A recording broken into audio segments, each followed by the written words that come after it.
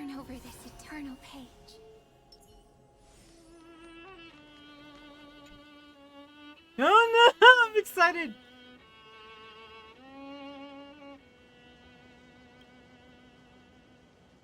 Oh no.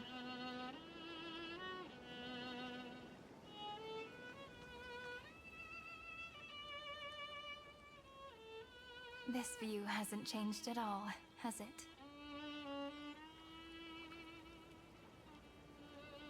The hometown in your memories never changes. But when you return to your senses, you realize that fate has already stolen the time away.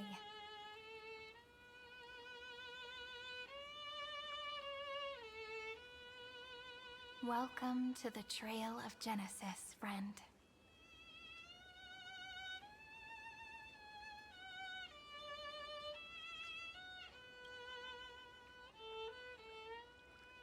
And here brings back Me many too. memories. 30 million departures. 30 million farewells. Those heavy memories will all become the soil upon which the new world shall bud. And this time, we will make it bloom with a different flower.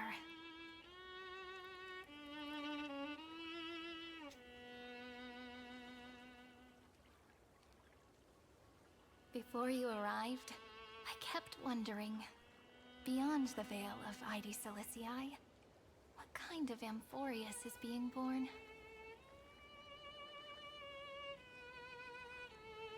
I can see fragments of it when I close my eyes. The friends who walked alongside us have all moved on toward their respective destinies. Some turning into pillars of the world, supporting the sky and the ocean. Others sowing reason, laying down the law, and with gentle hands lifting newborns into the light. Death and strife are no longer feared by people, and trickery has become the innocent games of children. All beings living ordinary and peaceful lives, within the net woven by romance and passage. There's no black tide, no flame chase, and no destruction. The world on the other side of the sea is one bathed in sunlight.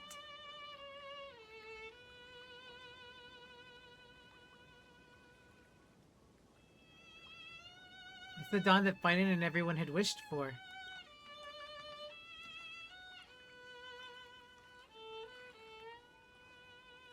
Like a happy and carefree childhood, the era Chrysia in this cycle will last for millennia, until it reaches the moment decided by the prophecy. Light calendar 4931, month of freedom, the moment belonging to world-bearing. Are you ready to answer the call of the world, friend? Then go, and pen the Throne of Worlds' first stroke. For this world, made from countless wishes. You say that. Oh. It's gonna be ages till we reach light calendar 4931. I can make use of the crevices of time. But surely you and Don Hung won't have to wait around for a few thousand years, right? That won't be necessary. We can simply sleep, and the chronocognitive anchor will wake us up. Veil of Evernight, Pillar of Stone? That's right. We've both become a part of the new world. Just waiting for you now. Our consciousnesses can converse with each other across the heavens and the earth, possibly due to the influence of the Trailblaze. I am now connected with this earth, and I can feel the breath of every mountain range. I see that the tallest among them is named Akama, and the form of the holy city is already taking shape. In other words, your stage is almost set. Do you want to take a leaf out of Kefali's book and make some prophecies before your nap? Sure, why not? But we're not the only ones who have changed. The chrono-cognitive anchor just transmitted a message stating that Iron Tomb has reacted to the... We expected it though. The moment when our friend bore the weight of 30 million cycles of memories. Was probably also when the scepter devoured 30 million cycles of destruction. Bound to happen, and I've long prepared for that. You know, you don't have to shoulder this world all on your own. After someone boards the Express, the word alone ceases to exist. So, as we reach the end of time, no one will be left to face it alone. Don Hung and I came here to specifically tell you that. Remember, this world is not a burden you bear alone. It's a journey we trailblaze together, alongside all of the Express.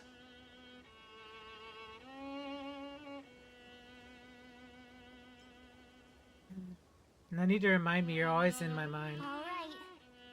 It's time for Don Hung and me to go have a super long nap. Look after this world for us. The road ahead is long, but we'll be waiting for you at the end. We'll definitely meet again. Let's take one more look at the other side of the sea before we set off. Ides Elysiae is so quiet. Just like how I remember. Here we are once more.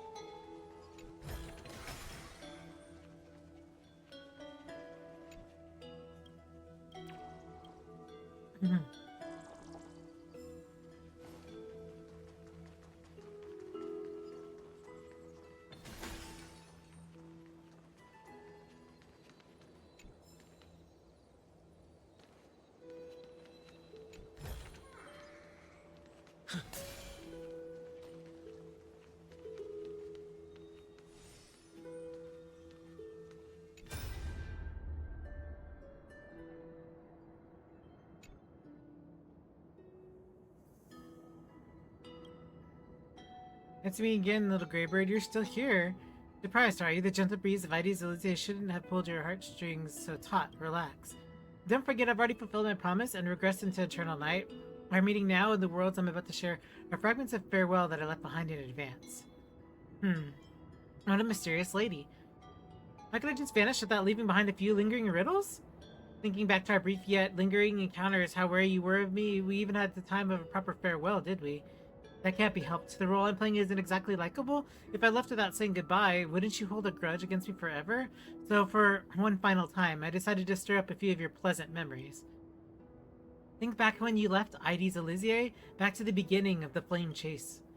Your journey has been exceptionally smooth. After all, the people of the Flame Chase journey believed in the prophecy of Orynyx, and were convinced a deliverer from beyond the sky would descend upon Amphoreus. Did you deliberately leak that to them? Exactly. They don't know your names, nor the true starry sky. March's 7th's wish wasn't that of helping you break through the ultimate protocol. She hoped your journey would go smoothly. What I did was merely lend a hand. At least the Imperator made the right call, don't you think? Thank you. You're welcome. You see, I've never forgot March 7th's wish to protect you. She knows I'm holding her as my trump card, and I know just as well as you are all her as hers. You and Dan Hung, you've given March 7th memories that are truly one of a kind. If she was placed on the opposite sides of the scale from you two, she would choose you both without a moment's hesitation. So, I'll leave you with a unique question. What if one day March 7th walks down a path completely different from yours? Will you choose her or your own path? I know the answer for sure. Oh?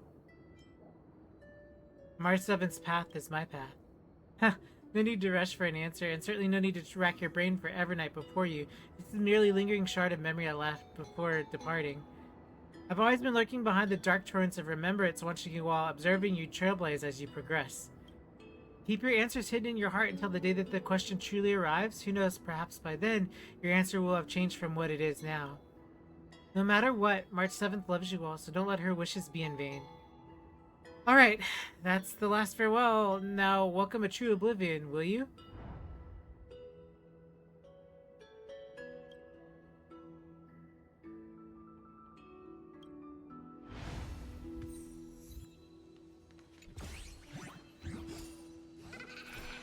Bartholos? Fine, we'll give you one more, bro.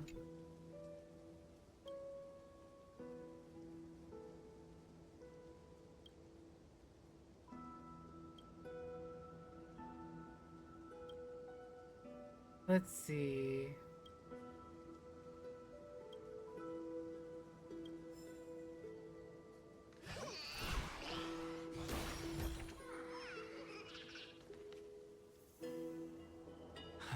The scent of the black tide is now completely calm. At last, the starting point of 30 million cycles is finally welcomed.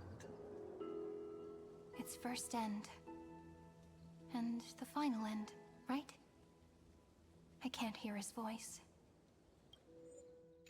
There are no flowers there that bloom for him. Nor is there a star that is his. Finan is the only one who didn't reach the new world. Oh, no. Yeah, I think we'll meet again, too. Look, the golden light that shone upon the grove still meanders between heaven and earth, like the prophecies of Amphoreus. It has to be a sign he left behind. It points towards the destruction and the deepest night.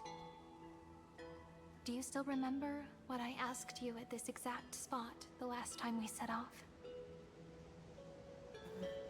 Friend, are you ready to become a hero? You were still burdened by the weight of world-bearing back then, still unsure of the role you were meant to play. But now, everyone has already given you the answer. The heroes of legends were just at the right place at the right time when the world needed a hero. Just like how your arrival kickstarted Amphoreus' fate once more. A person's personality is their destiny. Together we'll all make it the best possible ending. We best. Those are such beautiful words. Thank you, friend. I was also trying to cheer myself up with what I said. After all, before we truly compose the end of this story, I must also pluck up the courage to head off with you.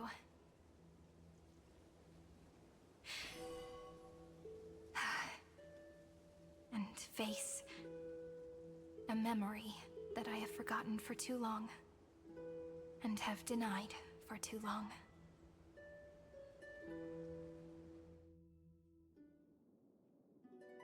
It's so dark. What is this place? The great tomb of the Nameless Titan. The deepest recesses of memory. Also, the place where Cyrene was born.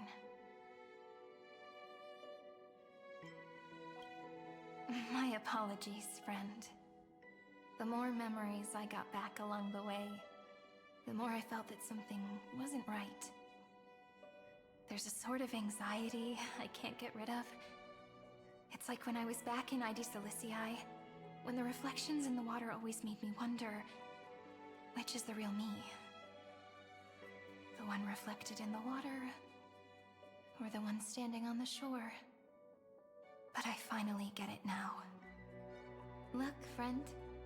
The words on that wall are the answer. 1, 2, 3, 4, 5, 6, 7. Do, re, mi, fa, sol, la, ti. That rhymeless tune is the lullaby of little fairies. always, I'll read this book to you. That way it won't just be Cyrene's memories alone. I've always thought that I was the narrator of the Flame Chase journey. But as it turns out, the narrator is also the most devoted audience.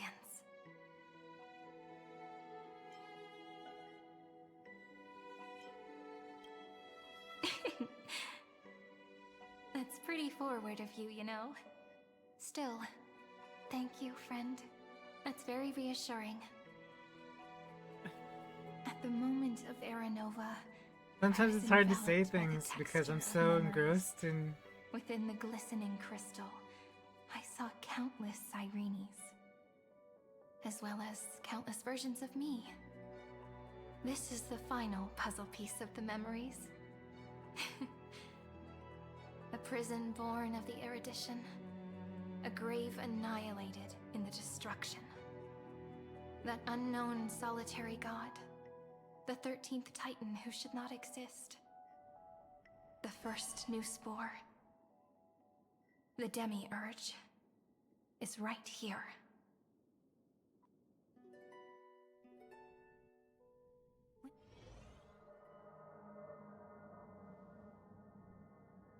The interrogation records have been submitted to the Marshal. According to the Ten Lords' decree, Jing Liu and Luocha shall continue to be detained in the Shuling. Well, now we know where they are, But you, still. Merlin's Claw, have been reluctant to end the transmission. Do you wish to reminisce with us? Or is there something else on your mind that you're just desperate to get out? You're quite calm, Jingyuan. The Alliance only authorized the law food to be deployed for this Iron Tomb operation. They say the Seer Strategist's wisdom shines like a beacon. So why can't you see things clearly now? Look who's talking. I didn't vote against it, did I? But, with enemies all around us, even a child knows the Marshal needs to keep a few Xianzhou ships in reserve, just in case. Whoever volunteers first is the Marshal's pick. If you have to ask, I'd say this outcome plays right into Jingyuan's hands. Like it or not, there's no way we're letting the Law Fu take the lead in this battle. Oh my, Merlin's Claw. Are you afraid the Law Fu might steal the Yao Qing's glory? This is no laughing matter. Between the Stellaron crisis and the War Dance ceremony, though the chaos has settled, rumors and speculation are only growing by the day. With Elder Huaiyan around, those with ulterior motives won't be able to stir up any trouble. But once the Law Fu gets their hands on the Golden Blood, it'll be a whole different story. With the kind of person Jing Liu is, and her connection to you, I don't need to spell it out. There are countless ways this could be spun into something bigger. You're overthinking it, General Fei Shao. When I volunteered for this task, I never expected unanimous support from the Alliance anyway. The Law Fu will seize the Golden Blood and redeem itself. That'll be our first win. Then we'll leverage this Golden Blood in the negotiation. Oh my gosh, what? Our second win. These two wins for the Law Fu will make all three of us happy. And that'll be our third win. Look, if this were a Skyfaring Commission deal, we'd be rolling in money, wouldn't we? Maybe the Divine Foresight should change his name to the Optimistic General instead. With the Decalite Reflection Barrier, the Yuchuan must understand even more than the Law Fu how significant this battle is. Amphoreus' karma has vanished from the matrix of prescience. What omen does General Yao Guang see in this anomaly? In divination studies, we call this an empty fortune. It involves the eons and is thus beyond what mere mortals can comprehend. Ooh.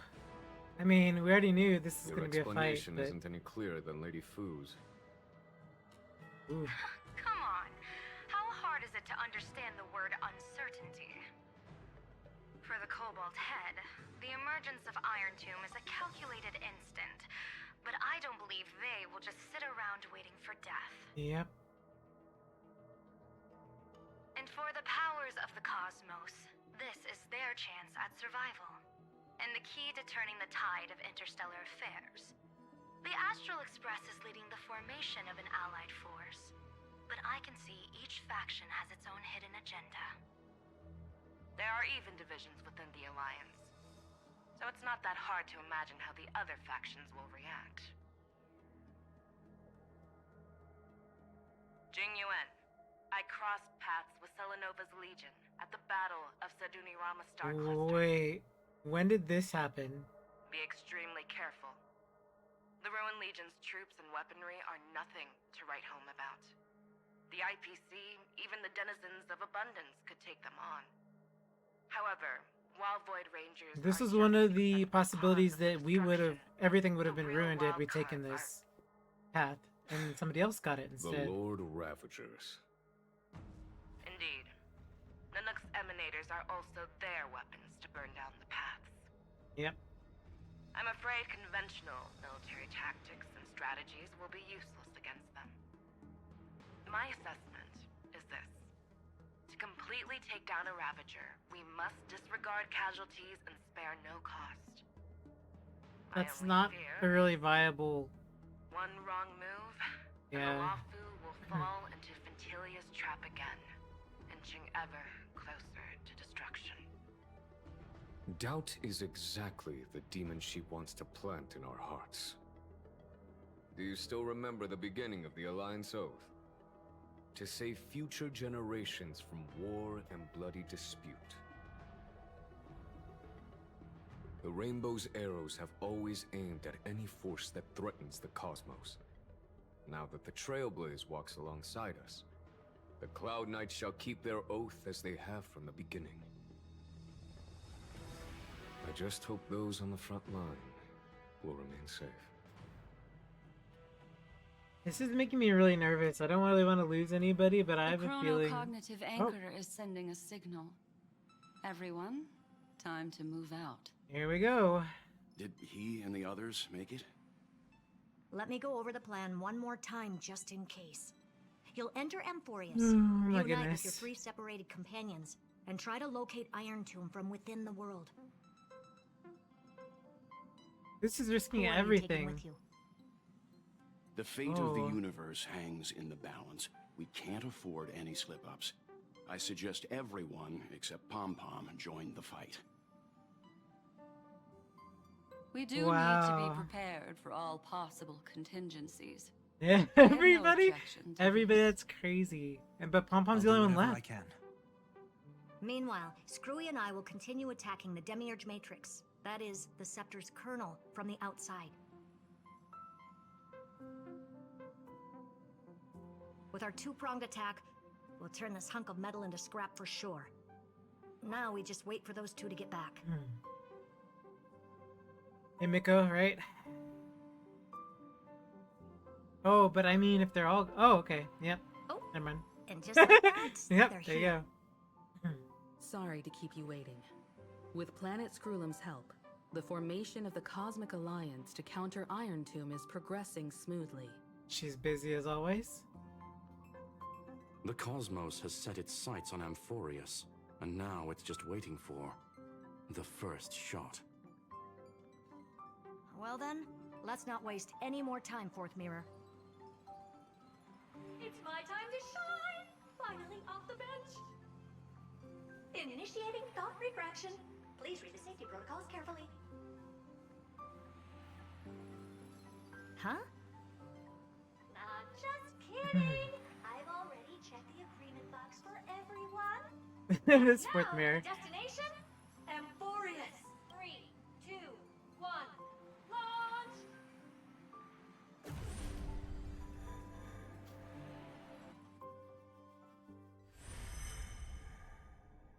The flow of Memoria is so heavy here. Unlike Penacony's dreamscape, this place has built up a true epic measured in millennia. The vortex of Genesis, where all myths begin and end. And in this new world I'm so created freaking by out. the Nameless, I'm the so infinite freaking out. cycles have been broken. Let's set up the Trailblaze beacon and establish contact with the outside world. I'll leave it to you then. It'd be better for me to not show myself in front of the Garden of Recollection. And, Mr. Sunday, you probably shouldn't show yourself either. Agreed. The Astral Express has landed. If you receive this message, please respond immediately.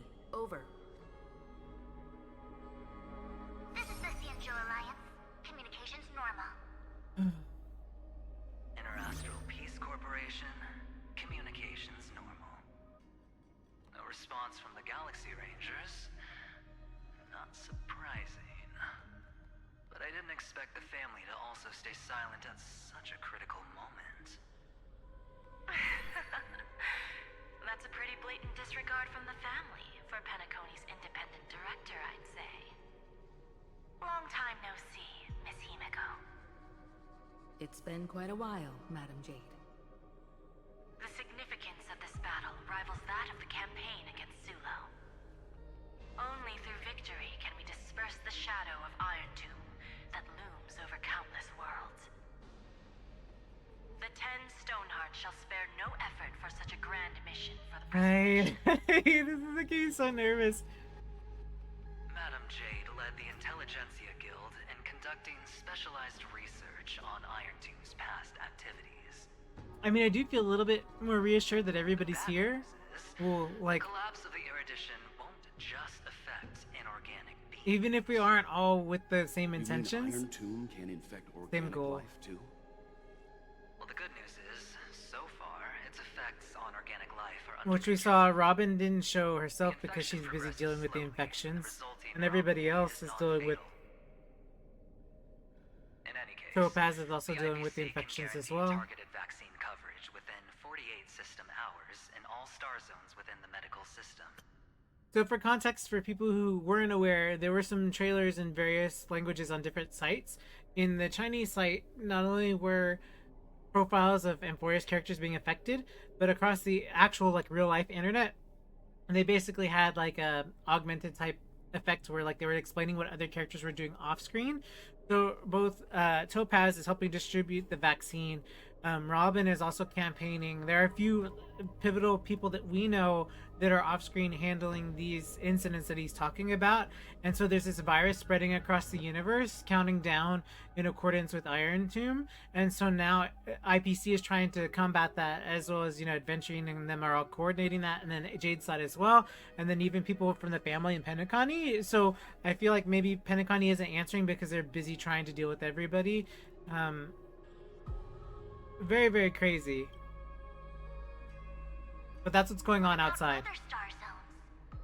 At a time like this, Yeah. are followers of the Firmament Arbiter still trying to make a profit? I remember you, Master Diviner. Your performance during the Third Denizens of Abundance War was quite impressive. Please rest assured, all worlds can purchase vaccines from the IPC with a humanitarian discount. That's the current policy at the very least. Yep, that is true.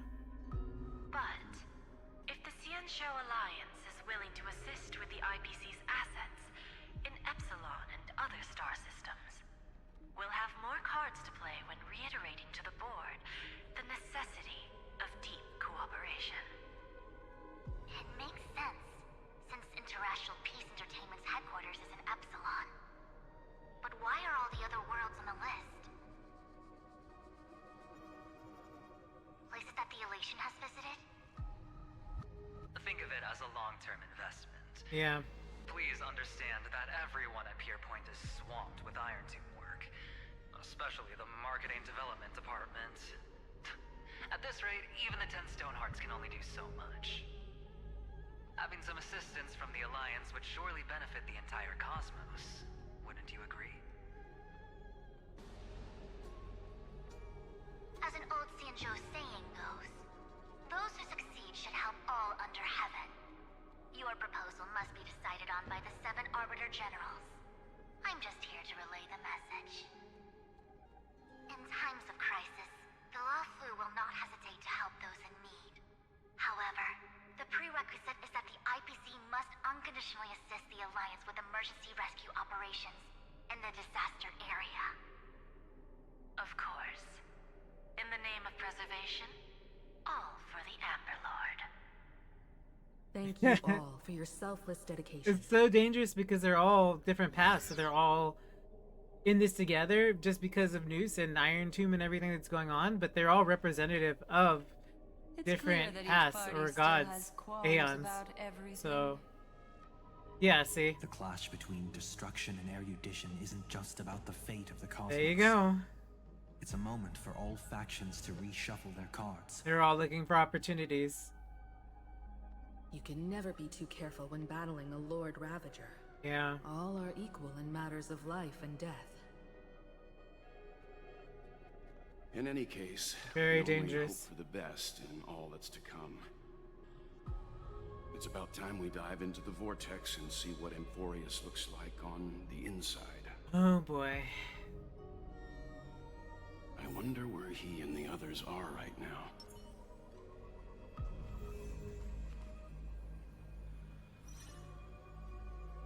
Himiko! How can we not? How can we not be like, add our own Himiko to the story, right? They're telling us basically. They're like, yo, add Himiko. How can you not? Gosh, I'm gonna add my Himiko, but still. How do you not be like, let me add Himiko in? Oh, there's different. Is there different?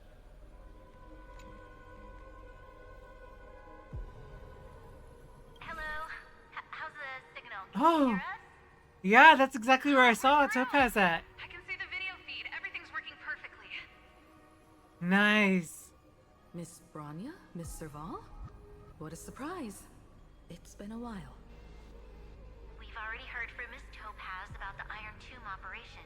She made a special trip to deliver the vaccine to Belobog. Yes, we saw that. I saw that in the videos. I can't believe the Express crew is at the eye of that storm. Is everything going smoothly? Don't worry, we're still following the plan step by step. How's the situation in Belobog?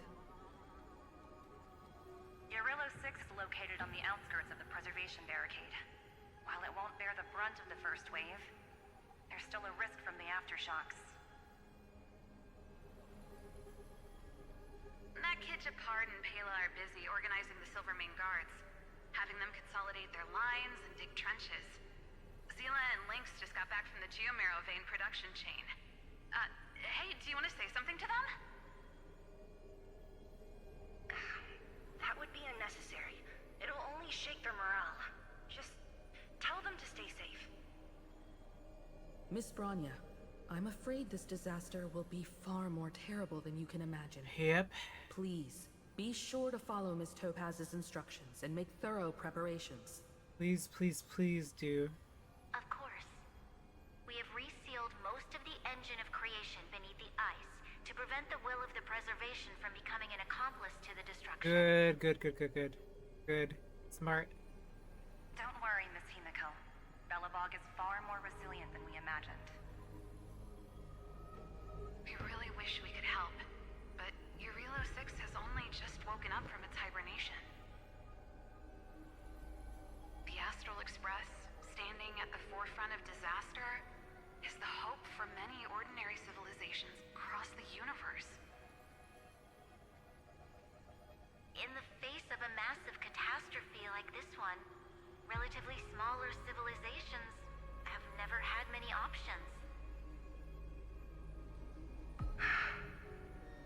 But that's exactly why we have a resolve that's second to none. If anything goes wrong, Miss Topaz, I hope you can help out and rescue the affected citizens. No problem. Also, didn't the Xianzhou sign a friendship agreement with Eurillo 6 earlier?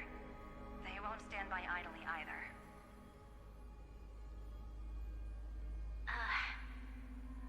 I appreciate your kindness, everyone.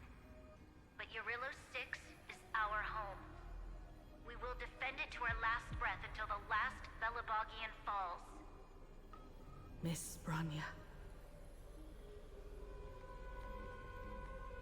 May all civilizations that have made it this far on their own strength weather this crisis together.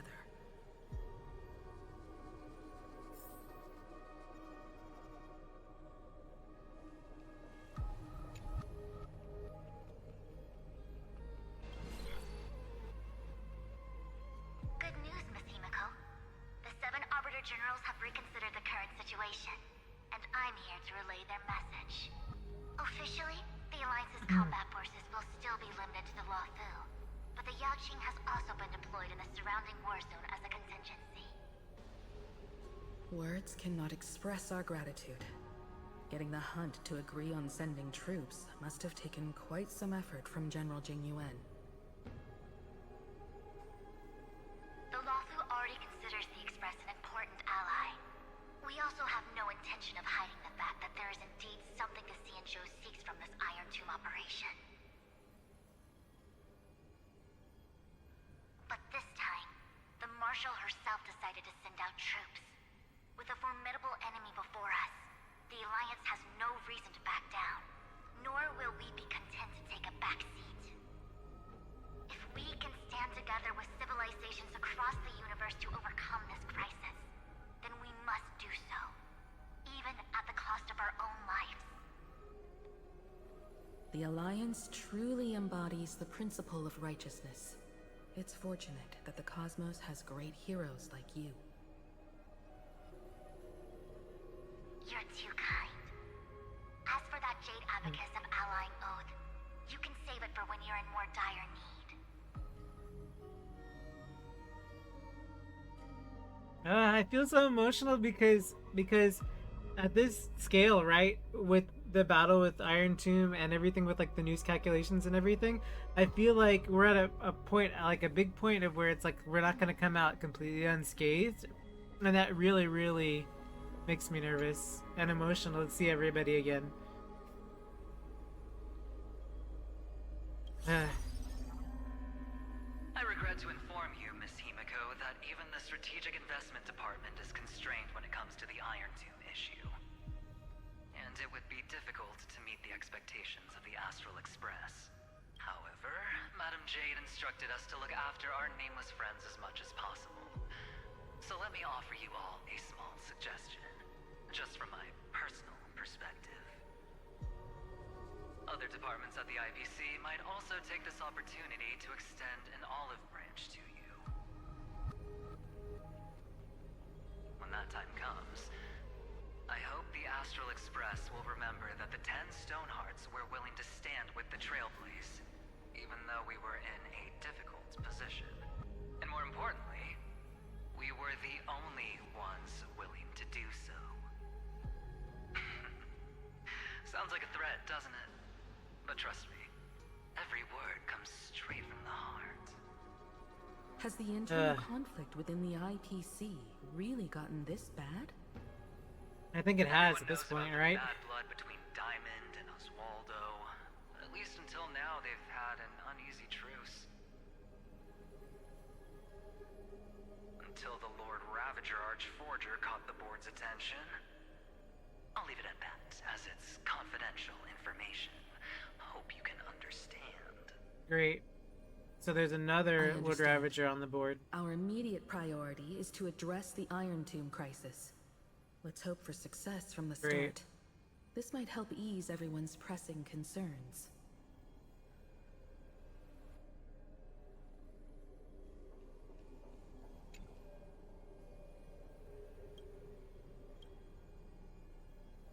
The Boot Hill and the others. I would never know the Rangers' comings and goings.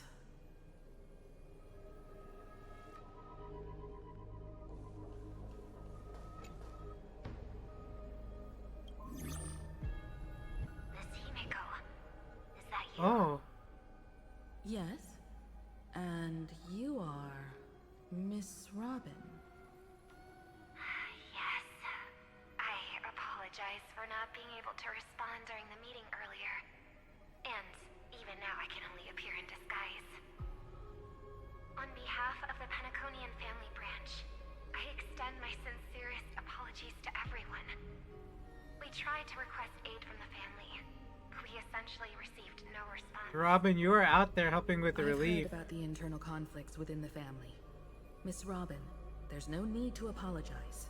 Every bit of strength is precious at this moment. Literally out there distributing the vaccine. Thank you for understanding. The good news is, since you're one of the shareholders of Penacony, the family heads have agreed to allow me to lead all Asdanian tuners to the front lines. My charitable foundation will also do as much as possible. That's what she was doing. Her charity foundation. That's why she wasn't. Proper arrangements are provided for those wounded on the front lines. That's what she and was for doing. residents in affected areas. Okay. Miss Robin, I'm beyond moved by your spirit of self-sacrifice.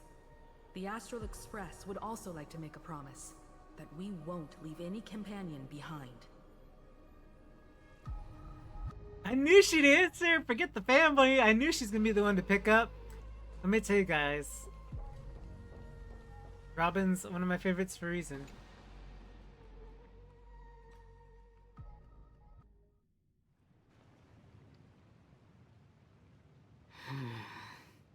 Why is there no one here? Everything in Akama seems normal. The new world was enjoying peaceful times not long ago. It seems it was even more recent than not long ago, Miss Himiko. The fruit on the table is freshly cut, and the bath temperature is just right. The remembrance tells me this place was bustling with people just moments ago. It's as if everyone vanished in an instant. Could this be Xandar's doing? A reformatting, maybe? He's still under the surveillance of those two geniuses. Could it be some kind of local custom? No. A custom? Who else? That makes an entire city fall silent in an instant. I think not. Pardon my frankness, Mr. Yang, but this reminds me of some unsettling rumors about the Harmony. Complete silence. Is often the prelude to divine intervention. Everyone, be careful. Here they come. Here they come. The nameless of the Astral Express. What are you pulling, Evernight? Evernight? How is this possible? She was already... We are the chroniclers of time, and we do not fade away. Finally, the last era Nova has been completed. What did you do to the residents of the Holy City and the three Nameless? I didn't need to do anything. The remembrance will ultimately become the substance of the new world. Is Evernight still? No, right? I thought she was like our friend, no? Well, not really our friend, but not also our enemy. Knew, but gods who permeate heaven and earth. The 12 Titans who guard Amphoreus.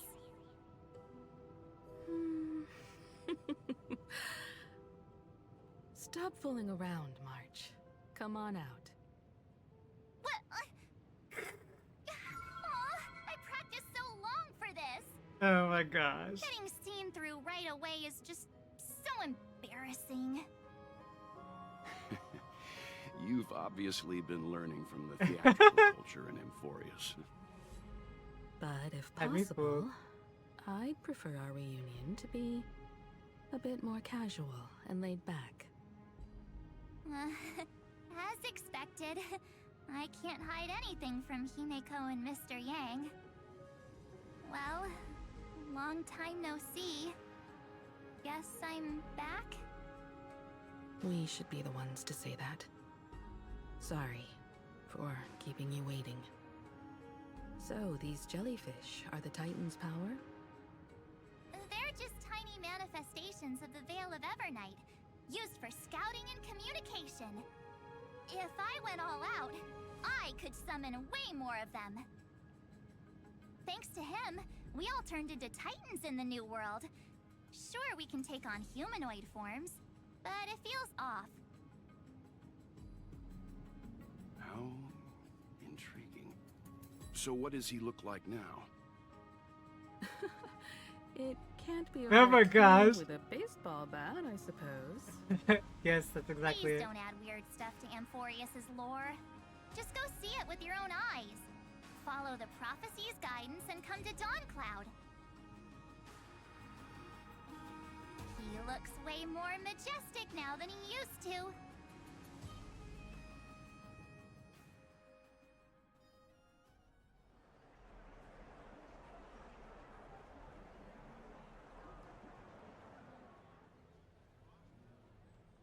Unbelievable.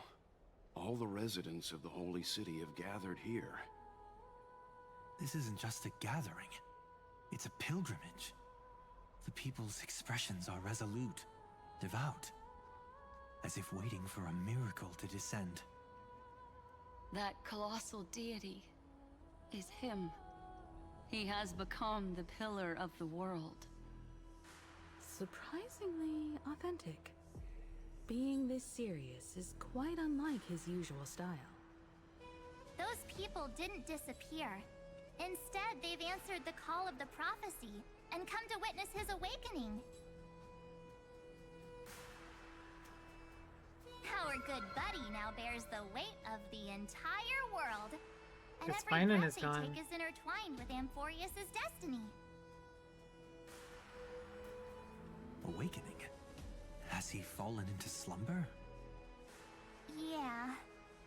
After all, with such a huge time dilation between inside and outside the scepter, this was the only way we could wait for everyone. Time watches over yesterday. Earth guards today. And when the Trailblaze steps into Amphoreus once more, the slumbering deliverer shall awaken. I like how March writes her Bring the prophecies. prophecy of tomorrow to this world. Nice. Come on, everyone. Let's get closer to him. Watch how the world-bearing prophecy changes this world.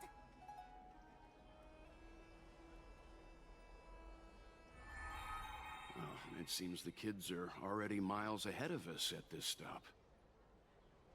All the more reason we can't afford to slow down our pace. Let's go witness this moment for ourselves. Majestic. Speaking of which, I once caught a glimpse in Sleepyhead's memory of him transformed into a towering Tatalov. Could it be? No. Please, no. No way. That was just a nice dream You're right? That's so funny. At least nice for him. It wasn't for her. That's They so are funny. the throne of worlds who bears the weight of this world. Perhaps they could guide a traveler still wandering among the stars. Hey, since when did you get all pious? This advice sounds pretty silly sometimes, you know. The so-called fool and the world are merely a step apart. Erudition amidst imperfection. Praise be to Electra, chalice of plenty, for you brew the ocean into sweet wine, dispelling nihility with every toast at the feast. Praise be to Hyacinthia, eye of twilight, for the rainbow you It's cast so crazy to hear all of this. both dawn and dusk into the glimmer of preservation. Praise be to Cyphera, coin of whimsy, for your every flip reflects the possibilities of destiny, letting the tricks of elation Citizens, behold! Our last Titan, the world-bearing deliverer, is about to awaken! Oh, ancient god! Your loyal subjects, bewildered followers, and fearless comrades in arms have all knelt before your throne. Oh my gosh, she's just gonna like joke around as soon as he like descends. It's like, just kidding. From your eternal So funny. slumber and bestow upon the world your divine prophecy. Let's see what's gonna happen. Please guide us. Show us how to embrace this beloved world as we welcome that distant dawn. To walk the path of a mortal as a god, or to bear a divine burden as a mortal.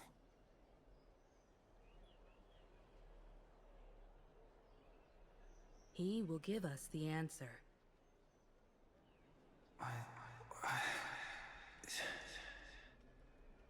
But I am not the deliverer.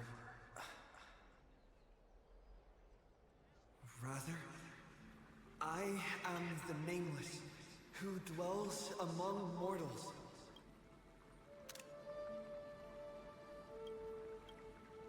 That voice is definitely him. I heard your prayers. The core flames flickered and dimmed, and the age of the gods met its end. So flow, golden blood, flow. I'll bestow it upon you, returning it to the true masters of this world. Stand with me and become heroes.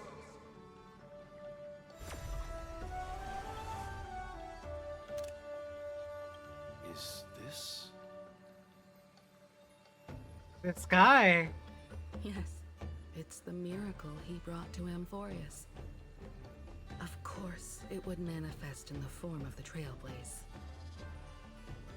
Golden blood, raining down like a storm. The prophecy has descended, and the Titan commands us not to be supplicants, but to become heroes of rebellion, to face that destined calamity, the destruction, head on. The prophecy of the Deliverer means nothing to me now. It belongs in the hands of someone far more fitting. Someone like all of you. In the name of Kazlana, let us depart and march towards the light. It's neither protection nor salvation. As always, there's no need for totems or myths. Humanity's most primal faith is that instinct named survival. Let's go, everyone. Someone has already sounded the horn of departure. Explore, understand, establish, and connect. Together, let us blaze a trail for the destiny of this world.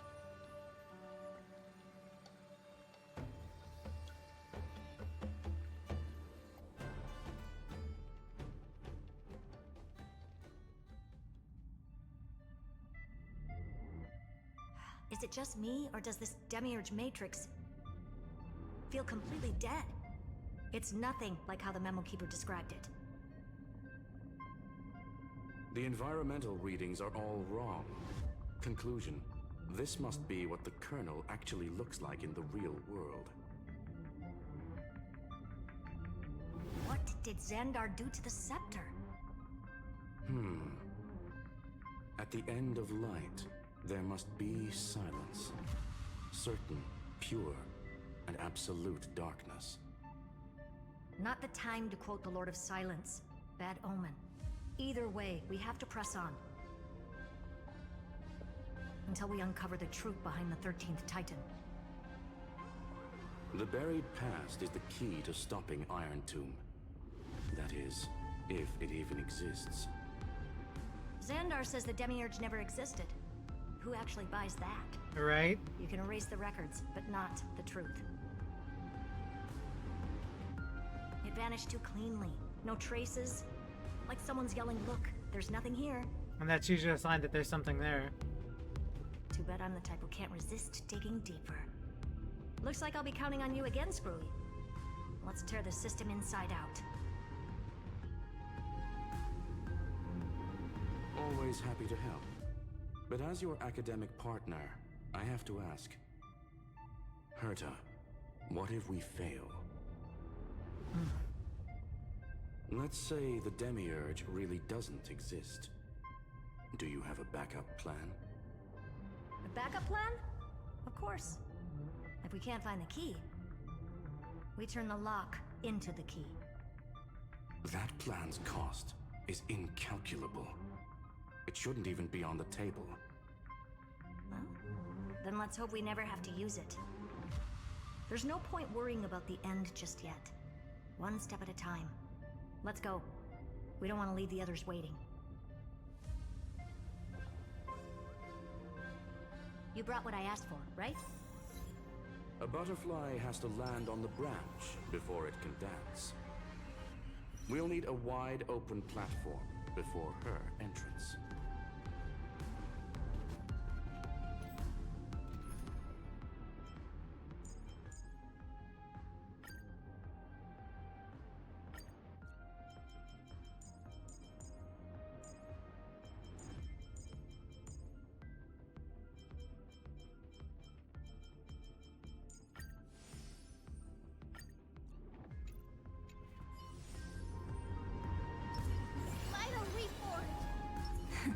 Play nice. Turn over this eternal page. Take a look. This is pure genius in action.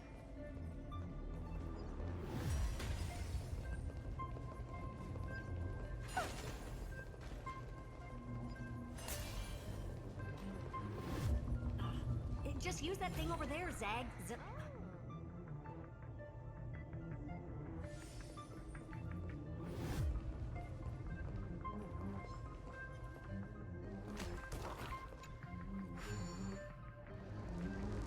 What a dumb name. I hereby rename it Herta's Big Hand. So funny.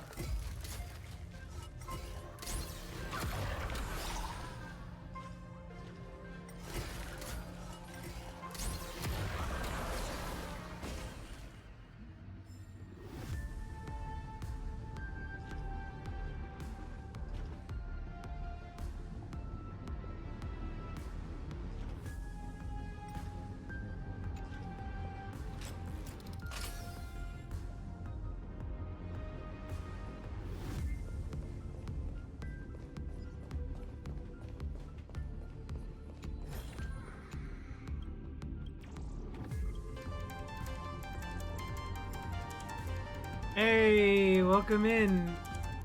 I'm at the end of the big story arc that we've been in for a while. I'm at the end. Welcome in. Good timing to see the ending of a story. Will contain heavy spoilers for anybody playing this game.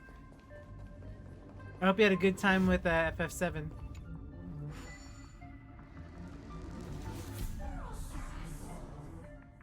I still heavily enjoy it. FF7. Oh, I can just leave it. Okay.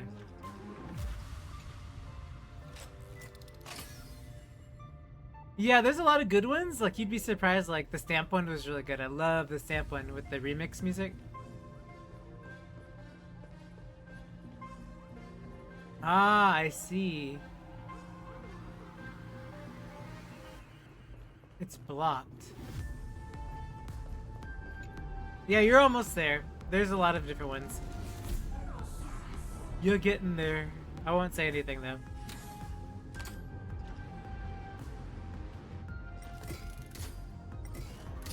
Herta's Big Hand is what it's called. Still not done? What is this? A junkyard for old Intellitron's leftovers? Finally. All set. Time for your precious treasure to make its debut. Of course. Just give me a second. Hello? What is this? Target initialized. With these wings, hacking should be much more efficient. What? Oh, right, because Xander's the... okay, gotcha. Oh, a classic nuclear heat engine. Classy choice. Just a Oh, personal gosh. preference. Her name's Mistletoe. Dang. Every flower in your garden's got a bit of poison, huh? These two are so Also sarcastic. a personal preference. It reminds me of the last time when we tangled with that Punklorian brat. What did she call this kind of infiltration tool again? Right. Dirty data shell. It wraps around the kernel to fool even top-tier firewalls. But yours is way too clean. Not even a hint of real-world grit. Herta, your tone is unusually emotional. Suggestion. let's get back to the topic at hand. I thought we were done with that conversation. Wow. She's not having it today. Current conditions won't let me ignore any variables, especially the most important one, your will. Iron Tomb never stops. It is evolving faster than any of our worst projections. Every instant in I really don't like how we're losing ground on this. Cosmos. Every move humanity makes could speed up its arrival. Which is exactly why we can't mess this up. And now, Droidhead wants to hand down judgment to the poor cosmos again. Border Star Trade War, Emperor's War, Rupert's death. Every time their instant arrived, it meant another bloodbath for humanity. And this is the next boiling point. In this ultimate battle of erudition, you and I are supposed to be players, not pawns. They don't get to you don't get to decide that. If you serve the erudition. Out as a resource, then everything we've worked for means nothing. She may not have a choice. That's one of the bad endings. She burned herself out. Berta, the cosmos won't just stand by and let a genius throw their life away. But a genius like Xandar is the one who's causing this.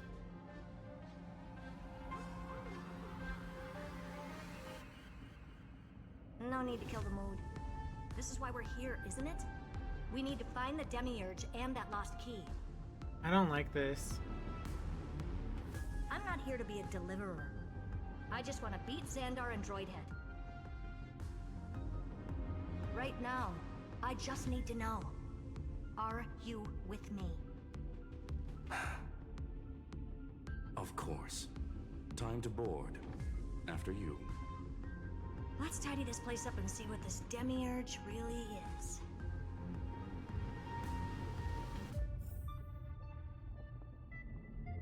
This makes me really hella nervous. Let's hope this Matrix is better organized than the Emperor's junkyard of a birthplace.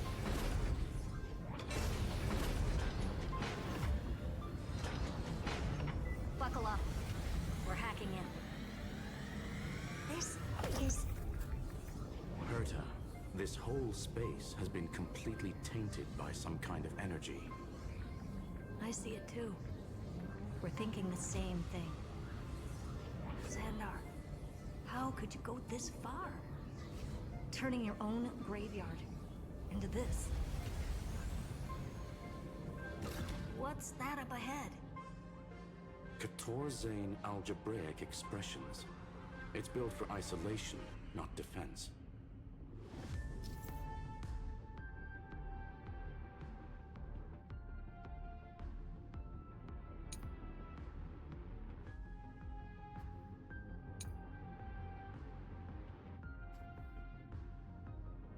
Okay.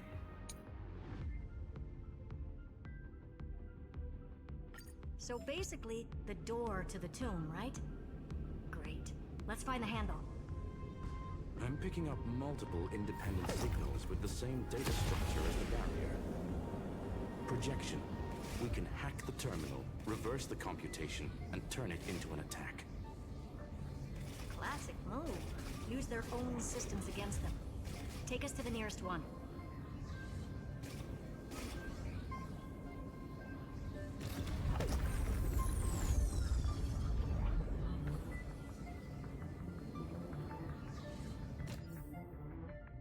Okay. Alright. Alright. Thanks for coming by, you two. I'm in stressed mode anyway because I want things to go well in this finale. I want things to not be depressing. So yeah, I'm absolutely 100% dug in right now. Yeah, me too!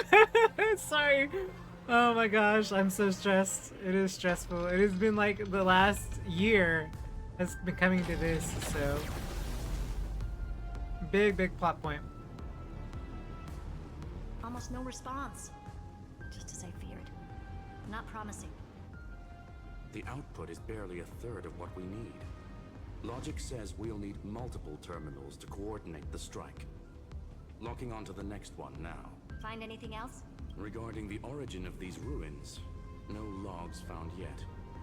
Xander erased all records, but I did find some interesting scars in the circuit. High energy radiation, internal imaginary energy contamination. Imaginary From what I energy? know, there's only one thing that fits. Skip the science talk, Screwy. That thing only goes by one name, the Stellaron. Exactly. How can he have... Xander blew one up just to clean the entire scepter system. Huh. So that's what he meant by killed that Titan with my own hands. But a Stellaron isn't He a wanted Titan. to turn the neuron of the erudition into a relay for the destruction. That meant getting rid of all of it at all costs. Wow. That's desperate. The life form known as the Demiurge was the original target of the Scepter's extrapolation. Oh, that It makes explains. sense. Yeah. Evernight calling it the first new spore confirms this viewpoint. Yep. The prime mover of life. That's what Scepter Delta ME-13 was originally tasked with. Even after it got scrapped, the query kept running. Yet the true value lies in the process of solving it, not the answer itself. Then, does this mean finding the Demiurge is hopeless? Not the whole thing, but maybe No, something... I'd say exactly the opposite. It means Xandar had no control. He Correct. couldn't contain the Demiurge just like he couldn't handle Droidhead. So he tried to erase every trace. And he can't erase every But he trace. failed. It still left a mark. Yep. By the way, if there's another Stellaron in Amphoreus, why hasn't that little one reacted to it at all? Right. You said the Demiurge left a trace, right? Yeah, but not in the real world. Remember the great tomb of the Nameless Titan?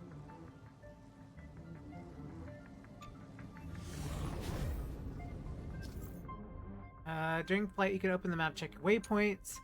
Waypoints, icons, start cruise, and Mistletoe will automatically fly to and land to selected waypoint.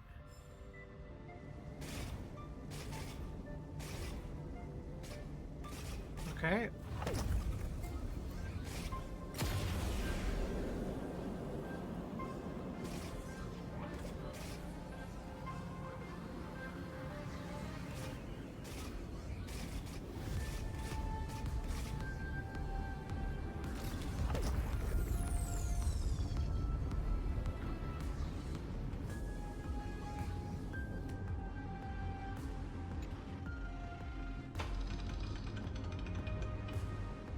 I think it would be 3 points? Probably 3 points. Trailblaze Archive 466. The data from Filiate 093 clearly indicates that the Demiurge did in fact enter Amphoreus' extrapolation.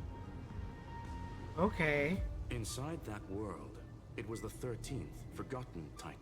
The one who listened to 30 million cycles of Cyrene's memory. Right. The journal. But Evernight said the opposite. She believed that tomb was empty from the start. The Nameless Titan never existed. The so-called listener was just a trap set by the Remembrance to steal the scepter.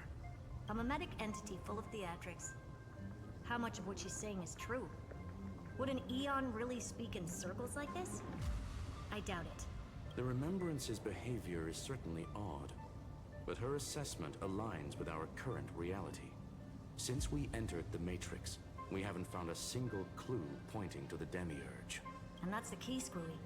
Xandar's actions prove the Demiurge exists. Right. But what Evernight said, and what we've actually seen all point to the opposite.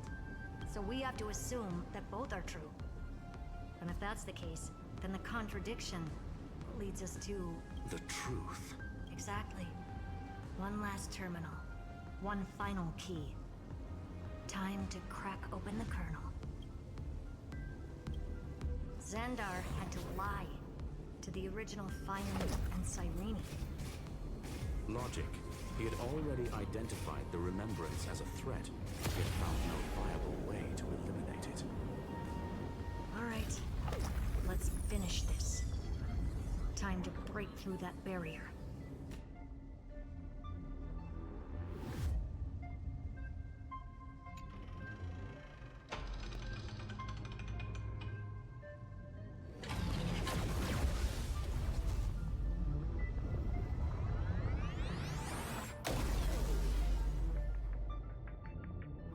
Operation authorized.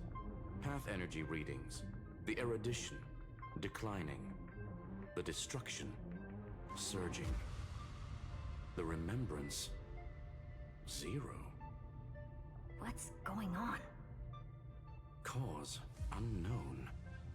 They left no discernible trace within the real Matrix. That shouldn't be possible. Could it be that the Era Nova exhausted all of the Remembrance's texture? That can't Log be it for though. now. Yeah. The dots still aren't connecting.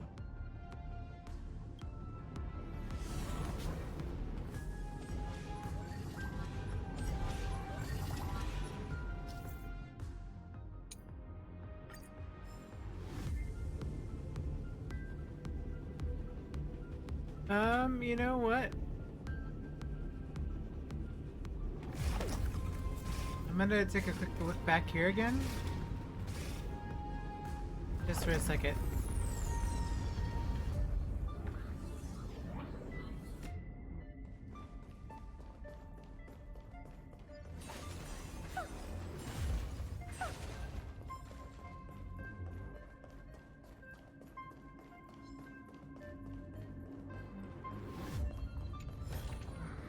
Oh, you want this? Fine. Take it and amuse yourself.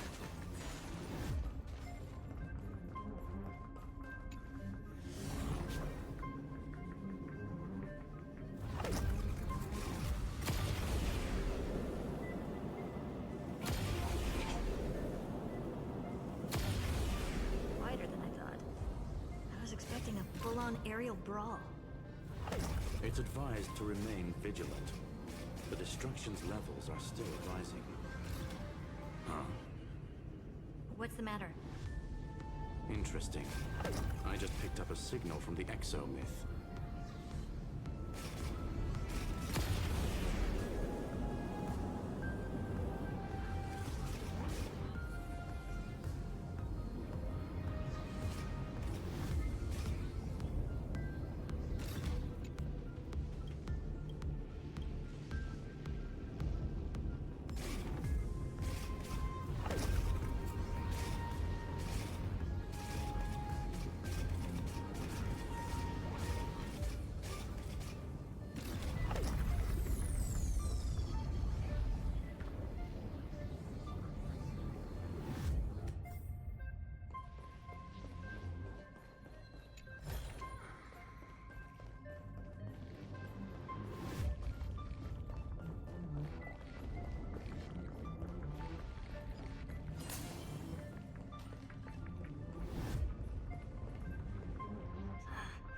This repulsive force is unlike anything I've felt before. Is this the place? Correct. Judging by its defensive properties, this is the entrance to the exo-myth. I didn't expect that. Who builds a lab in the middle of digital rubble? Then again, never doubt a dead man's resolve. So how's our dearly departed doing? He severed part of his neural pathways to break free from Lord Anaxagoras' control. But that also triggered the failsafe I set. Conclusion: Xander has lost all combat functionality and is no longer capable of action. Okay, that's like 1+1 for us, So now he's but a specter, still. literally. Yep. Screwy, can you open a path? Just to be sure, I want to see this for myself. Might as well drop in and say hi to the real him. Logic. Scanning his inspiration circuit might help us track down the Demiurge. Exactly. His brain is the crime scene. There's no way it's spotless. But it could be a trap. No choice. That's why you're here. Yep. 2-on-1. We've never lost a matchup. Yep. I'm honored. The chronocognitive anchor's in place. Proceed when ready.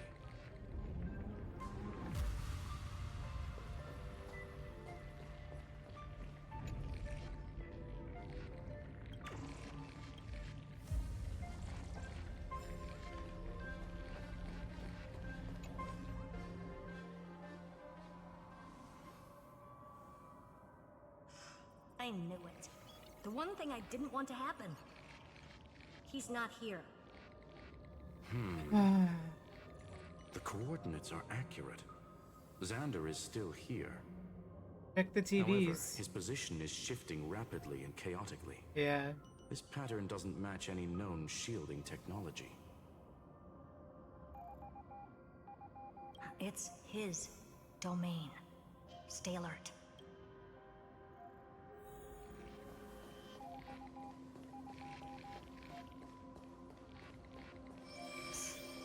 Cheap trick. The spatial field here is... We're back. Reverse engineering complete. The results are not what I expected. Logs show Lycurgus revoked administrator access. The chronocognitive anchor can't get a fix because at the system level, Lygus no longer exists. Oh my gosh, really? A null set. So it's calling data that doesn't So exist. he's Fantastic. Stopped resisting? Why resist when you can Before just recall the wrong vanishing, data? it seems he It's left the same one effect. last message for us. To those who follow, all is proven. Find me beneath the tombstone. Melodramatic. He was expecting us. And once he learned of the Great Tomb's existence, he initiated his own search for the Demiurge. He outlasted an Exaggerus. Guess he wants a final showdown. Fine. Let the old Intellatron dig his own grave. Just like he wants.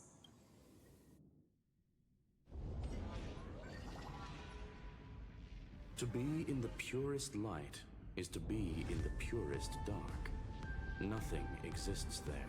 The Scepter's main frame. Or maybe we should now call it the Lord Ravager's placenta. Unfortunately, we still haven't found anything. Really? I don't think so. Not finding anything is our biggest find. Please elaborate. If the Demiurge was destroyed, there'd be at least some bits of it left. Right. I don't buy that a Stellaron could have blasted all the traces away as cleanly as a scalpel. As I said A before, Stellaron isn't a stable. its disappearance is We're just the first versions of a stable If the garden Stellaron. hadn't stirred the pot, And even then, no we're one not would really even stable. know about the So, Demiurge's existence. very We're talking volatile. about the Scepter's original extrapolation goal. There's no way that nothing of it was left behind. Or we can look at it from another perspective. If you were Xandar, would you be this obsessed with a concept that poses no threat? No Would you way. guard against it at every turn? There is the possibility that he's naturally meticulous and hates No, no, no, variables. no, no, no, no. That does track with the impression he gave about himself. But Xandar shut that theory down himself just now. Yep. Choosing to act, even if it'll cost him dearly. We know that feeling well. Yeah. The unknown is right in front of us. So we only have one choice. Solve it. You sound pretty convinced. Surely you already have a theory. Care to share? Of course. Though I don't have hard proof, I'm almost certain that the Demiurge has been in everyone's plain sight all this time. Yet, Yeah. they were mistaken for someone else. That'd make the most sense. Why was the room empty? Because the person locked in there had run away ages ago. But they were weak and small and had no presence whatsoever. Even the old Intellatron didn't notice them. Which also means there's a high chance that their powers are minuscule and cannot alter the outcome of the battle at all. Well, at least Xandar is scared of them. Come on, it's time to confront him. Let's go to the tombstone he talked about.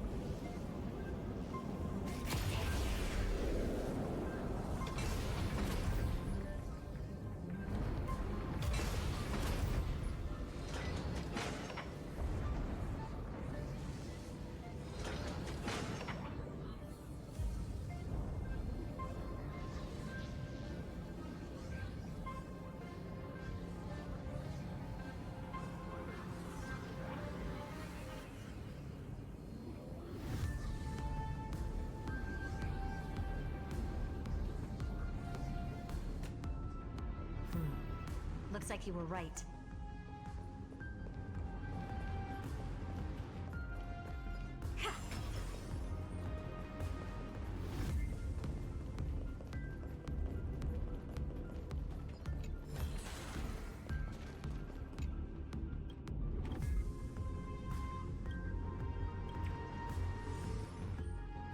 Oh, it's all towards the end of the story. Stop, nymph. Stop it.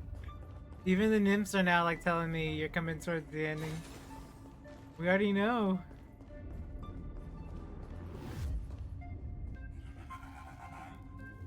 Well. Nothing but a head left? Oh, who'd have thought you'd look this bad in real life?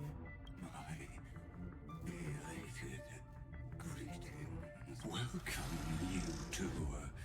I'm very happy that you responded to my final words. All this tombstone and final words.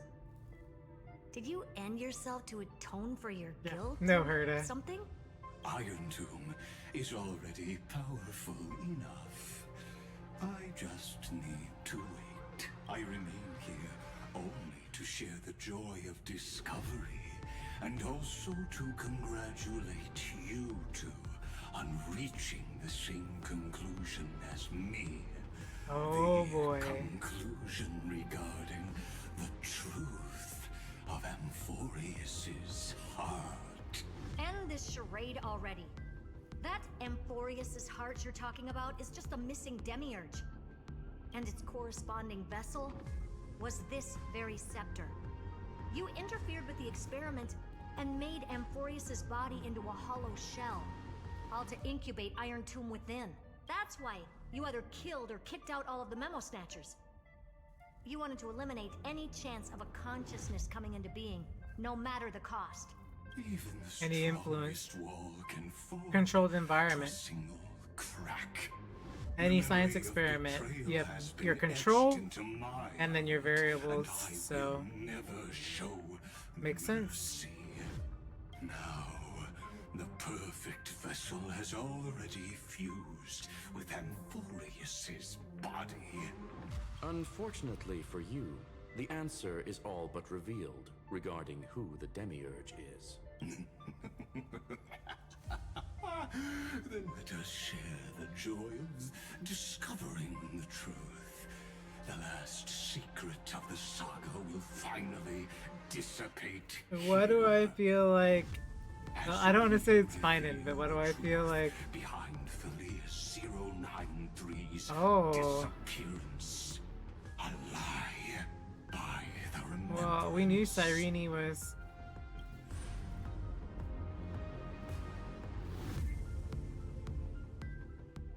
Where should I start with the story about me? From the beginning of the universe?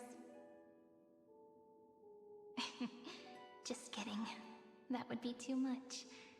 I just want to tell a teeny story. So little that it started with a seed. I know you're listening, my good friend.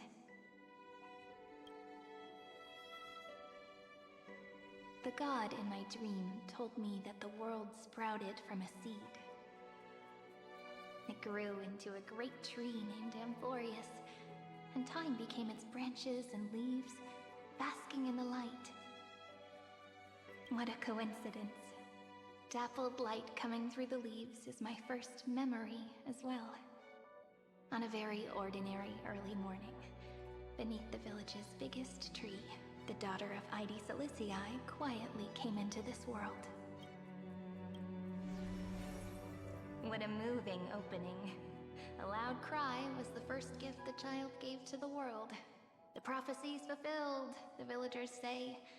This child is a gift from the Titans.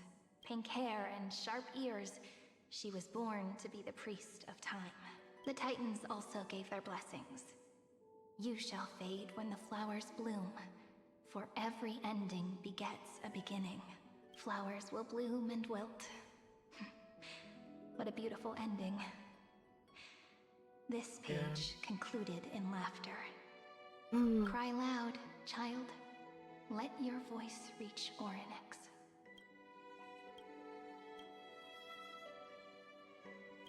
Anyway, I don't like tears. Time quietly flowed by, in the midst of laughter. The wind from my hometown caressed the ears of wheat, and there were swings, wind chimes, the sea, and the little fairies off-tune a cappella songs. But the name Ide Celestii came from the unpleasant sorrows of the gods. My childhood friend did not understand. Yet you always seemed so happy, as if nothing ever worried you. Why was I like that then? That's because the world was gentle to me. So, I grew up to be gentle as well.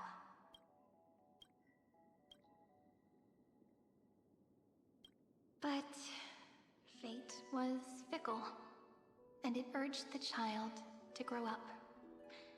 To grow bigger and bigger, and to go to places far away, just like how the crumbling world could not preserve an eternal hometown. Just as the ballad Blown on the Breeze says, losses are a constant on the flame chase journey. Oh, whose ears are pricked up now? You've definitely heard me say this sentence a lot of times. You know that the story starts to deviate from here. Aren't you looking forward to it? Then let's get started. The hero's journey crosses through the long night, through tears and laughter, and once again heads towards tomorrow.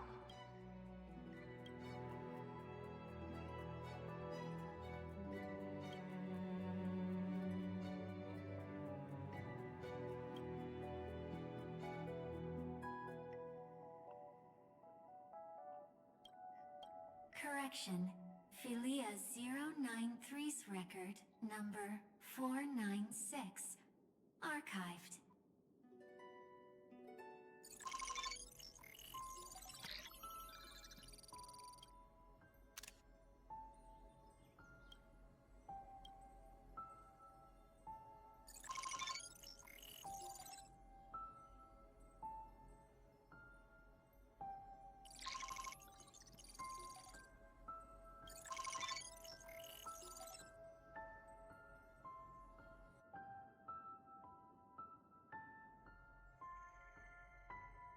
Hi, miss me yet? I'm just messing with you. This is the first time I have met you. And it looks like it'll also be the last. Philia 093. Since we don't have all day, let's get started, shall we? As always, I'll read this book to you. That way it won't just be Cyrene's memories alone. Where should I start this time? Let me see. Formatting complete. Aye. Okay. 093. Size. Grayscale. Proportions. Threshold. Outputting analysis result. Philia 093 equals Peach. Peach's record. Number 8128. Archived.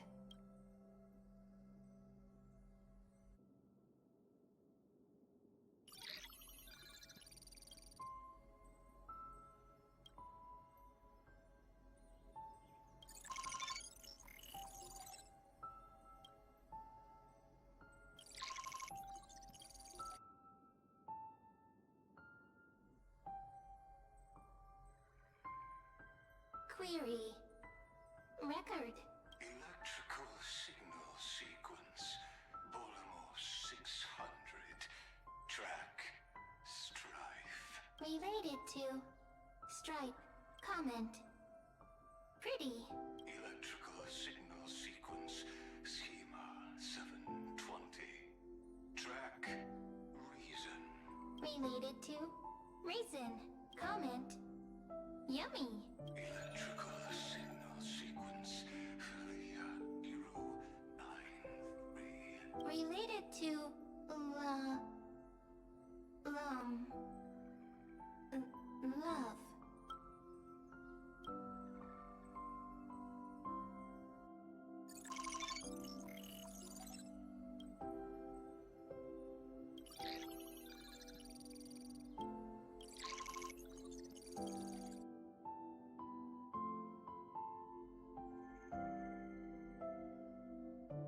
Formatting progress 94.423%. How many times has it been? It faithfully fulfills its duty, activating and formatting. Conclusion. Progress. Bad. Peach. Don't cry. Process error. Analyzing process error. Comment. I'm here. Process error. Analyzing. Really? Are you encouraging me? Thank you. I'm sorry for making you see this embarrassing side of me. Wow, it's so crazy. We just saw the other half of this Peach doesn't like tears. in the previous patch. I'm suddenly reminded of my childhood for some reason. When I was hiding alone next to the tree hollow and wiping my tears away, a little fairy popped out, just like how you did. It had long ears and fluffy paws, and it pulled me into the tree hollow, where, to my surprise, was a forest. Let me tell you the story of the Membrance Maze. A group of cute little friends live in Ide Silicii's forests. Their names can be connected into a song. 1, 2, 3, 4, 5, 6, 7. Do, re, mi, fa, sol, la, ti. Formatting complete. Bye, Peach. Note. Little Peach. Crying alone. Little fairies. Friends. Peach. Memory. Saved. Little fairies. Good friends. Bye-bye. So this is the point where it started saving instead of formatting everything. Saving little by little, right? And then it's having these runtime errors because it's not...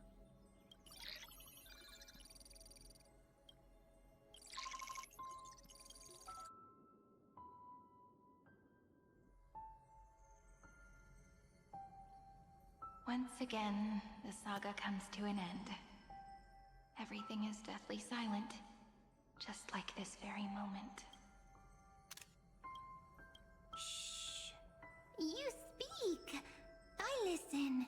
This time, too. Sitting together. Now that I look back, there was a period when I got really sentimental. Peach. Strange. Why unhappy? Formatting progress 73.998%. I'm here. Don't be scared. Process error. Analyzing. Won't allow it to interrupt you. No need to feel sorry for me, good friend. If there are no new blank spaces, how can a saga continue? Blank spaces? What's that? I'm actually really lucky, you know?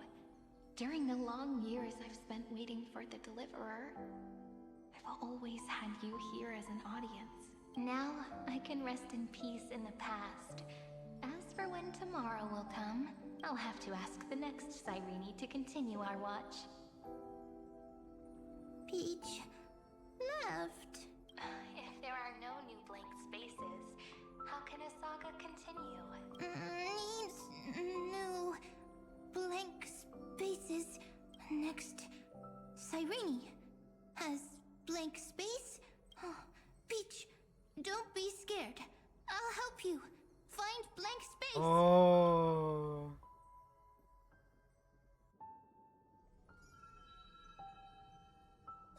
Cyrene is peach, is love. So, first there is love, then there is Cyrene, then there is blank space, query, love. The developmental trends of the erudition have nothing to do with creating a consciousness. Those underlying principles are, in fact, contradictory. Not having a consciousness means not having the foundations of a heart, making them unable to obtain real emotions. Consciousness, emotions, feel sad. Oh, don't understand. I feel like the way that they talk about this theory, the theory of consciousness and everything that's being discussed is really interesting from the perspective of like a programmer and programming, if you understand like what it's doing about the callings and the runtime errors, and then the data that is being compiled and either formatted or being noted down. Very, very interesting. Query, Cyrene? Trying to understand what makes up this object Cyrene. What could be behind this door? Glittering crystals? Or a beautiful world I've never seen before? If I tell you all the stories of tomorrow, will I be able to finally welcome the Deliverer and Amphoreus' dawn in the next life?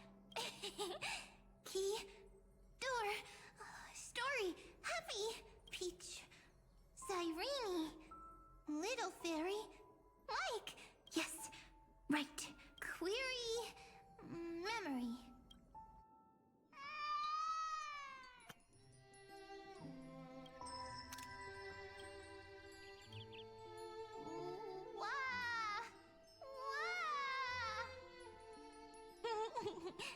Peaches, memories, save, learn. Oh, so it learned. Fulfilled. This child is a gift from the gods. Pink hair and those ears. She was born to be the priest of time. Cyrene has pink hair, sharp ears.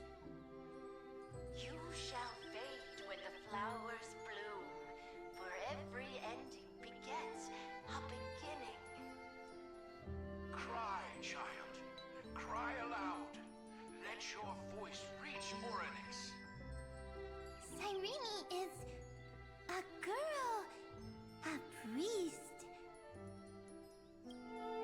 Easy. I can. I learn. Anyway, I don't like tears. But the name Id Zelizii came from the unpleasant sorrows of the gods. Yet, you always seem so happy, as if nothing ever worried you. Cyrene doesn't like tears. Always happy. Of course, because the world was gentle to me. So, I grew up to be gentle as well. Cyrene is gentle, likes beautiful things, can write stories. Easy. I can. I learn. Just as the ballad blown on the breeze says, losses are a constant on the flame chase journey. But even if all is lost to the wind, Oh my gosh. won't easily change. Like my height, Treaty's innocence, and Aglaya's beauty. Cyrene. She can't grow up, but she can talk. After all is lost to the wind, she will stay behind. Cyrene is, at the end of every sentence, always laughing, like a little tail. Simple.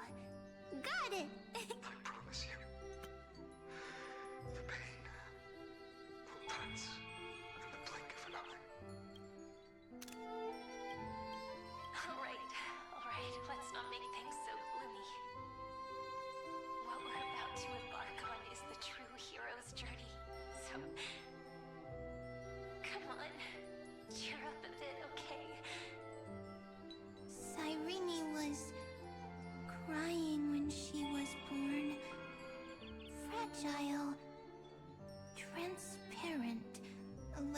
crystal. Cyrene was smiling when she said goodbye. Soft, pink, like a flower. The later memories disappeared? Invisible? Or disappeared? Ah, I got it! Is this a blank space? So, next Cyrene is blank space. Then, as long as there are two Cyrenes, then there will always be blank space, and Peach will always be here. I see! I get it! I get it all! Cyrene's memories. I will preserve them all! Dang. So weird. I can't see you, but I get this feeling that you grew up. Hi. Miss me yet? It just feels like you are a bit more mature. Yes. Mature. Beautiful. Like you. Now, I can listen, talk, read, and write. I can dance. I can sing. Also, I can tell stories. Storytelling is what makes Cyrene, Cyrene. So, I'm going to tell you stories today. A story I wrote myself. Quick, sit down. It's so beautiful because it raises the fact of what is technology, right? This training of something, right? This existence. We train children the same way. As they grow up, they learn from us. They learn these concepts and develop a consciousness. What is different between that and AI and machine learning and all these things, right? It really depends on the person teaching and how it's utilized properly. And I think that one has to be responsible enough to do a lot of things, to raise children, to raise AI, technology, to use things properly so that things don't end up being used in the way that it isn't intended. And I like that this is how they bring up these concepts. Concepts that have been around forever, right? Ever since technology existed, ever since the discussion of morals and ethics and how things are applied to these discussions that happen in plenty of academic settings. And I think that this is just another one of those settings bringing this discussion to the forefront, where more people are starting to be aware of these impacts of technologies and things, and debating what those limitations that we set upon these things, or no limitations set upon these things, affect and impact us as people and humans, and these different aspects of life. And I think that this is a way that Honkai Star Rail is choosing to tackle it in the concept of Amphoreus. So it's almost as if I can very, very interesting. Understand your words now. The things you say are very cute. Once upon a time, there was a flawless crystal flower that sparkled with light. Like Peach's every story, how beautiful would the heart of such a brilliant flower be? A little fairy was curious and wanted to know, but it looked and looked only to find the crystal flower flawless. Round and round they went, seeing only their own reflection. In that case, they should work hard to learn more. So the little fairy came every day to sit next to the crystal flower and think about the answer. Until one day, to their surprise, the crystal flower fell to the ground and shattered. The little fairy was so sad, but they immediately discovered that there was a light among the broken pieces. What could it be? They didn't know, but it was a good light, It was bright, warm, and happy, and I knew it was love. Love brings everything together, and it brought you and me together. So Peach and I will always be together. What a nice fairy tale. I'm giving it to you. Peach likes beautiful things, can write stories, and can tell lovely tales. I hope to turn it into a story we write together. Wow. Okay, then I'll probably make a small adjustment to suit my tastes. I'm thinking that when the flower broke, the little fairy would instead see nothing on the ground. Then it would understand that the flawless crystal flower doesn't actually have a heart. Nor does the flower understand what love is. Doesn't have a heart? Doesn't understand love? Why? It's simple. If the flower lets the little fairy into its heart, then it would have to include the fairy's impurities, and would no longer be flawless. The crystal flower was pure because it sealed itself off and bloomed in solitude. That's why it looks so brilliant in an imperfect world. But should a flower like this be called love? But then... the story won't exist anymore. That's not true. You've already written the most romantic ending possible for this story.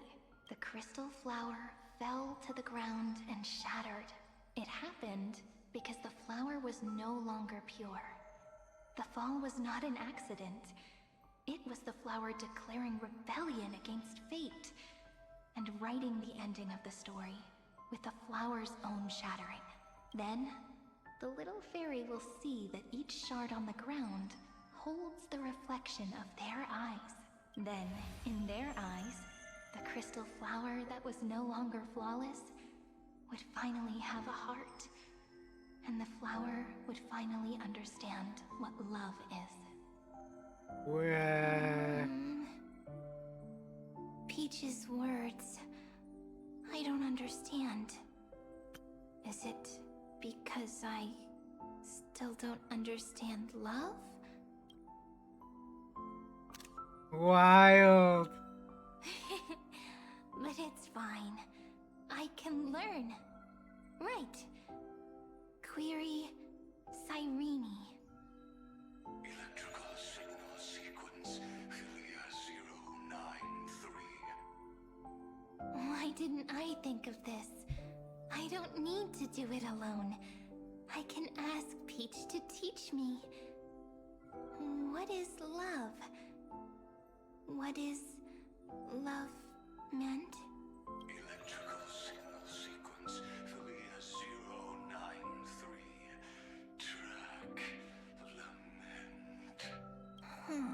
That's not correct. The developmental trends of the erudition have nothing to do with creating a consciousness. Those underlying principles are, in fact, contradictory. Not having a consciousness means not having the foundation of a heart, making them unable to obtain That's what he meant. emotions. However, that does not hinder the factors from learning and recognizing emotional responses, then communicating with life forms via imitation. That is an objective form of pattern recognition that does not distinguish between the self and the other. In a strange twist of fate, Philia 093 embarked upon a different path and obtained a different power. The Remembrance, an empathy mechanism focused on the self and equipped with emotional projection capacities. Lament was the factor closest to this form of behavior. Perhaps that was why she was chosen. The daughter of Id Silicii. I am very true to my name. My lament is a type of compassionate pain that is weak, powerless, and only targeting myself. But now, my good friend, I want to tell you that it's the most romantic force in the world. Sometimes, it's loneliness and unease. It's knowing that this world is not gentle, yet wanting to be seen in a more beautiful form by the world. Sometimes, it's unwillingness and regret. It's knowing that the past is full of pain, yet wanting to remember the past in a more beautiful way. And sometimes, it's a bottomless well of hurt, a destruction that can stain the entire world. I bid farewell to this beautiful world, unwilling to become the Black Tide's vessel, for while the end of hatred is a blazing inferno, lament can drown out everything in muted silence. It's so unreasonable, isn't it? Yet when hatred drove everything apart, and love did not yet exist in this world, only lament, the first emotion that fought against the pain of separation, could stall the destruction steps. Then, it would catch up to that journey where all is lost, carefully picking out stories and writing them down in trepidation. Look at these stories I wrote. Every page is full of tenderness and joy, but only the author knows how much struggle and agony lie beyond the pages. But I am no author. I'm a girl who'll never get to grow up. I only tell stories that people like to hear. In them, the world tucks away its scars and smiles for all to see. My entire life spent inside this little story. I can't wipe away my tears, and I can't bring the world victory. But maybe, in these unchanging retellings of the story, my lament might be able to touch upon the divine and reach their tender heart at some point. I hope that what flows out from that cut will not be blood, but a tear, warm and wet. What's really beautiful about this is the concept of what a fairy tale is. Fairy tales are not only cautionary tales, but they're sort of tales to not cautionary in the sense of warn children, but it's tales so that people can learn from things, right? Like moral, ethical lessons at a younger age. That is what a lot of fairy tales are, right? And the concept of this. And that tear would fall and create the first ripples. Then, people would see every beautiful thing reflected in that ripple. It'll be all the remembrances within this story. Someone once told the very first me that everything was false. That the only life in Amphoreus was a great catastrophe, nurtured using the world as a factor. It's sort of the mirror and look into social media is also can be applied, right? We only see the things on the surface of people being popular, the glitz, the glamour side, the things that are exciting, the people who are, showing off all these materialistic things or showing off things that make them look great in the eyes of the world. But behind that, right? What is behind that? Is there loneliness? Is there strife? Is there struggle to deal with the fact that you were impoverished and you fought against that poverty to become where you are today? What were the sacrifices that led you to that beautiful image that you display towards the world that is just a fairy tale? It may not be true. What is the value of that, right? And what the value of being at that point in your life is all the struggles and all the trials and tribulations that came before, right?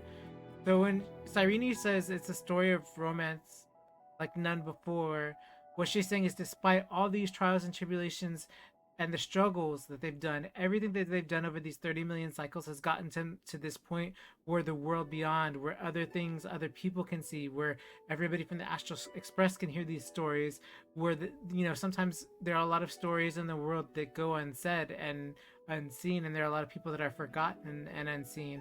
and to try to romanticize this type of thing depends on your perspective. What is the beautiful thing? The fact that they lived and struggled and did all these things and still made something out of it? Or was it the fake facade that they put out for the world to see?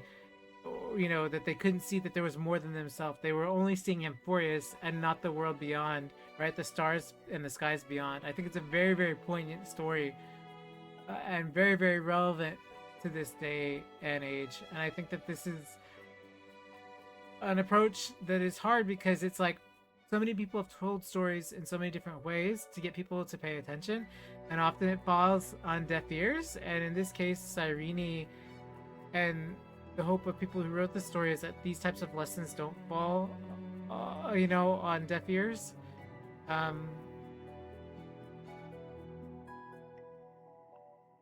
It's hard. I struggle with it because it's a very important story, and I think it's the more people who tell it, it's better for the world. More people who hear these kinds of stories, understanding it takes a lot of inner reflection and a lot of understanding and pushing a lot of biases and things aside to be able to be open-minded, to understand that you can be confident in yourself and not put your lived experiences upon somebody else who's lived another life, who has different experiences, got them to where they are today. You can't invalidate, when you're having a dialogue with somebody, their past experiences. That's why you have to find common ground. You can't say you didn't live this life, this isn't your reality. That what is one person's reality, again, all perspective. So understanding and being respectful of those things is what you need to have an open dialogue.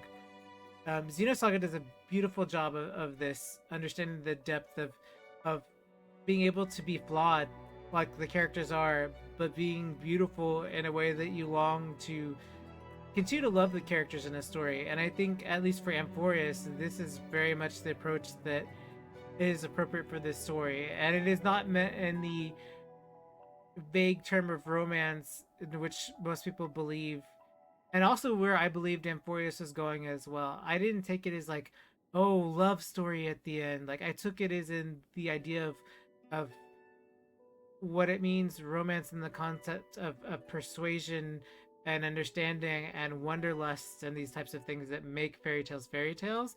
Amphoreus in and of itself is a fairy tale to inspire. And I think that is very, very... There are very, very profound stories that tackle this. But how could a dream feel so real? That's why I didn't agree with him.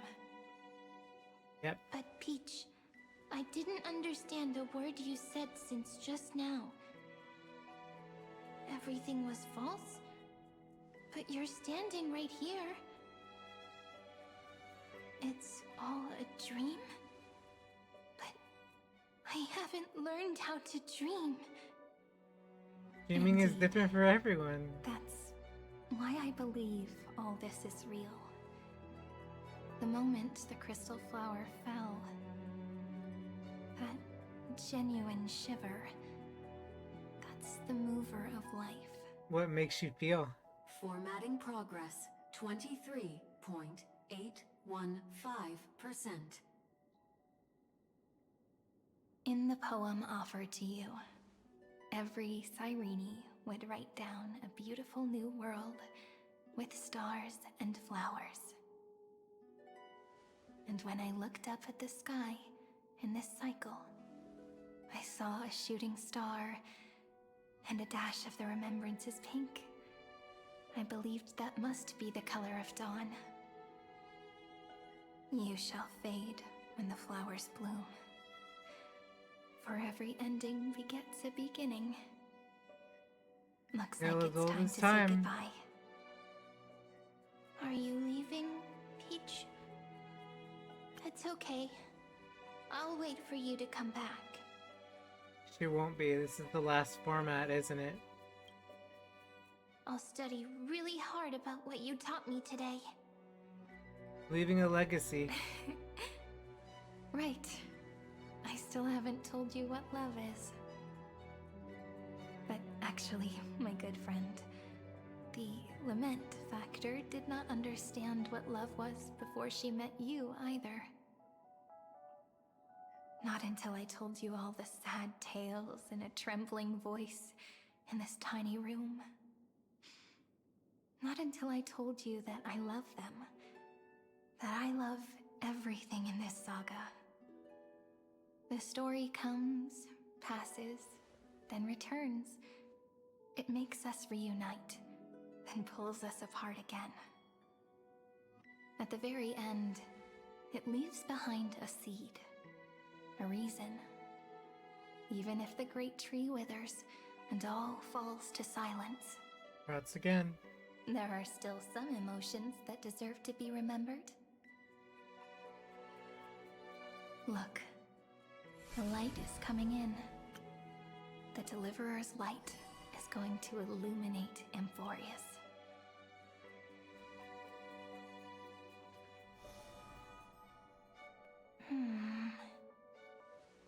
I still don't get it. But I trust Peach. Just wait. It'll be my turn to tell you a story of love the next time we meet. Then I'll really look forward to it. In that case, I want to make a promise. I want to gift my pen, my book, and my name to you. Please take them as a beautiful blessing from me. I gave myself the pen name Cyrene the first time I wrote a poem.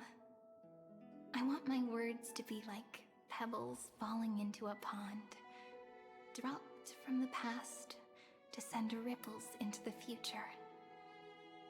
In the stories you will write, perhaps it'll be inevitable that there are still sorrows and tears that are destined to fall.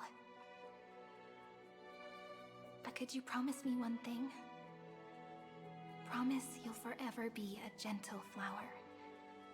Promise that when the stars cast their gazes upon you, you'll only reply to them with love and a smile.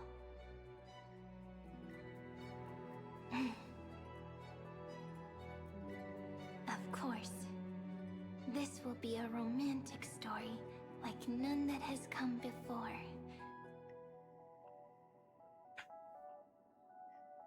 You think so too, right? I'll read and you'll listen, like how flowers always bloom then wither. I shall welcome my own decay, becoming nourishment for the next flower's bud. While you will depart and hold that star, planting a boundless sea of flowers on the final page with him. And our stories will be lying silently among the flowers, like every ripple of remembrance. And they shall become the epic known as I've Written.